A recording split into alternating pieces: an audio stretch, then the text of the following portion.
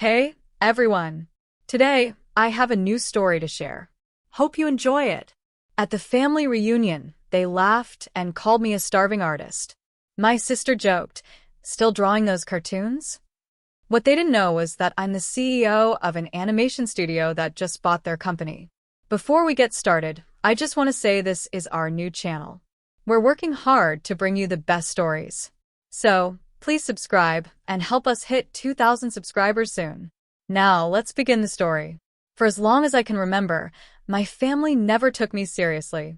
I was always the odd one, drawing on napkins, making flipbooks from old notebooks, and loving animated movies, while they played sports or focused on more normal careers.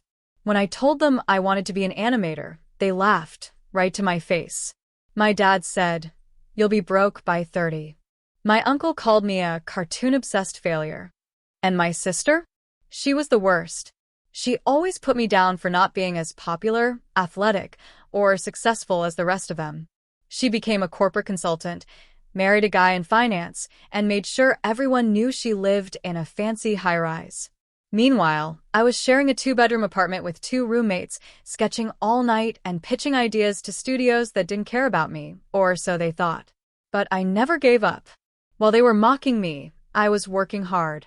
I worked in coffee shops to pay for my software. I started posting short animations on YouTube, and they slowly got noticed. Then I started freelancing. 1 client turned into 3. 3 became 15. Eventually, I started my own small animation studio with some other creative people. At first, we struggled. I maxed out credit cards, ate ramen every night, and barely slept. But we were building something real. After 3 years, we got our first big deal with a streaming service. Then another. Fast forward 2 years, and our studio grew fast. One of our original series went viral.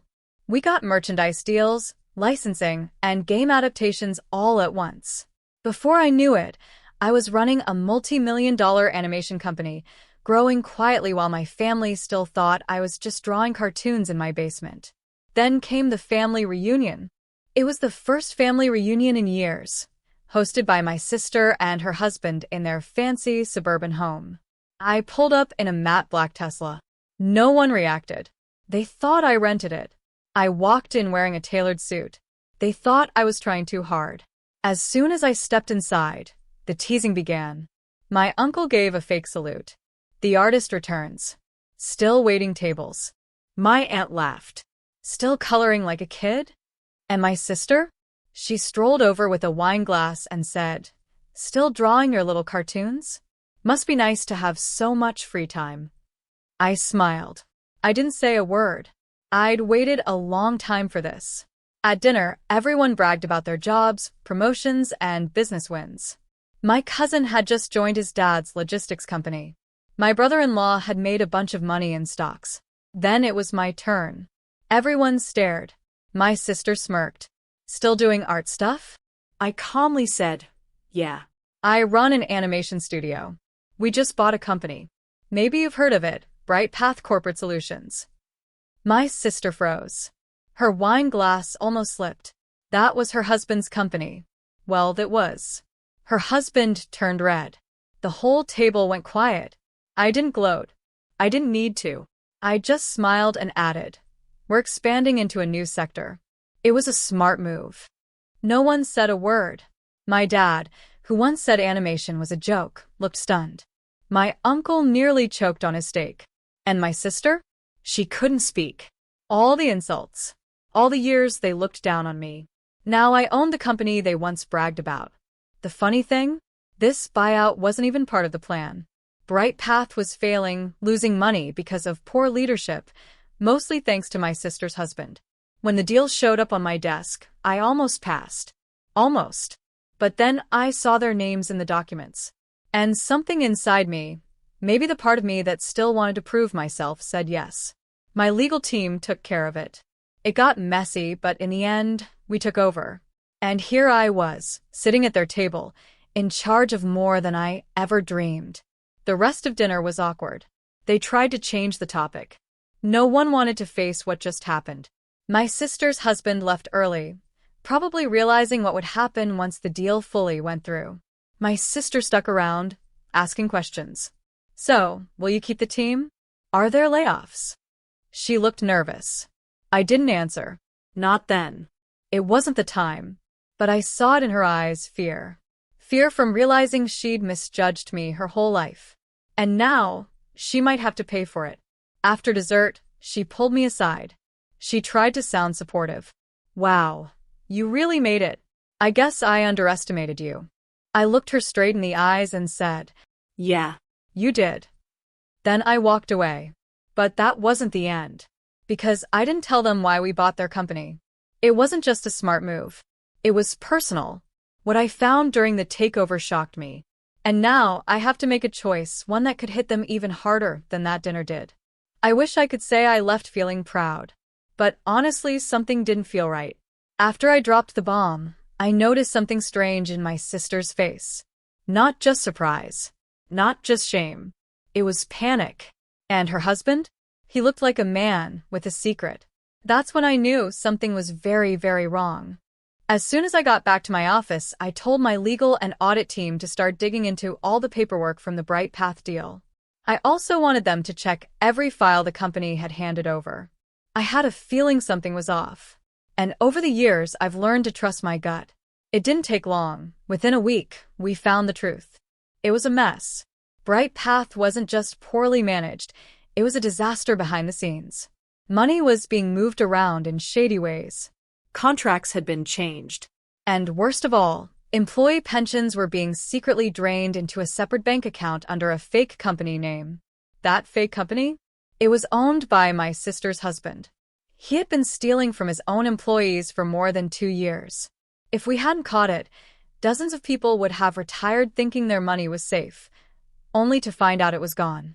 And here's the shocking part. My sister had signed several documents allowing it to happen. I don't know if she understood what she was signing or if she just trusted her husband. But legally, that didn't matter. At first, I didn't know how to handle it. I'd worked so hard to get here, not just to succeed, but to be respected. And now, I was sitting on a scandal that could destroy 2 people who had laughed at me for years. I was angry. I remembered all the times they mocked me. Part of me wanted to go public, press charges, and watch them lose everything. But then I thought about the workers. The ones who had no idea what was happening. The ones who were counting on those pensions for their future. This wasn't just about getting back at anyone anymore. It was about doing what was right. So I called a private meeting with my legal team, auditors, HR, and compliance officers. We acted fast. First, we froze the account where the pension money had been sent. Then, we launched an internal investigation. We contacted every affected employee directly, letting them know their retirement funds would be safe and fully restored under our leadership. People were relieved. Morale went up. I got hundreds of messages, some from employees crying, thanking me for protecting their futures. That's when I knew I'd made the right decision. But my sister and her husband? Their time was up. I gave them one chance to explain. One meeting. They came to my office, tense and trying to act polite. Her husband gave a weak excuse, blaming a third-party accountant. My sister just kept repeating that she didn't know. I sat quietly, watching them. These were the same people who once acted like I was a joke. Now they were in front of me, nervous and exposed. When they finished talking, I leaned forward and said calmly, "You both signed off on everything. You didn't care when no one was watching. But now I'm watching." I gave them a choice, resign quietly or face legal action and public exposure. They took the quiet exit. Within days, both of them were gone. We issued a company statement about new leadership and a fresh start. We didn't name names, but everyone in the industry knew what happened. Just like that, the people who mocked me were out of power and forgotten. Over the next few months, I transformed Bright Path. We merged teams, updated old systems, and gave artists and creators a bigger say in company decisions. Our studio used part of its profits to start training programs and internships for young animators. Kids like I once was, full of big dreams and no support. For the first time, I didn't feel like I had to prove myself anymore. I was finally doing something that mattered. As for my sister, I haven't heard from her since. I don't know if she's angry, embarrassed, or just too ashamed to reach out. And honestly, I don't care. The silence is all I need. She spent years laughing at my passion. Now I own the very thing she tried to build. And I got here without cheating or hurting anyone, just by doing what I love. They used to mock the starving artist. But in the end, it was the artist who stood up for the people they ignored and uncovered the truth they tried to hide. Success isn't always easy, but it comes from staying true to yourself. Don't let anyone tell you your dreams are too big. The same people who doubt you now might be the ones watching you rise later. Keep going. Keep believing. And remember, your story is yours to write. Now, guess who's laughing?